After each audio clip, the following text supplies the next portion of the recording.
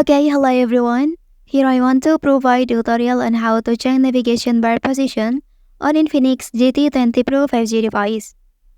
Well, knowing how to change the navigation bar position empowers you to configure the device layout based on your individual preferences and comfort.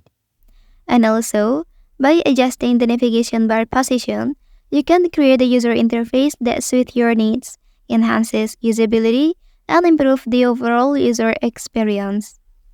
Okay, so let's go to the tutorial. To begin customizing the navigation settings on your device, access the settings menu. So here, scroll down please and then select the system option. After that, select system navigation menu. Okay, and on this page, click on more settings to delve deeper into the navigation configuration possibilities.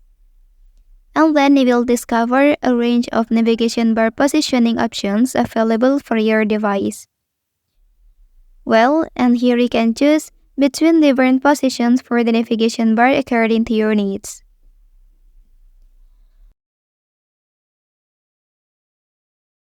Okay, that's the tutorial on how to change navigation bar position on Infinix GT20 Pro 5G device. If you are helped by this video, don't forget to like and subscribe to get other information from this channel. Thank you.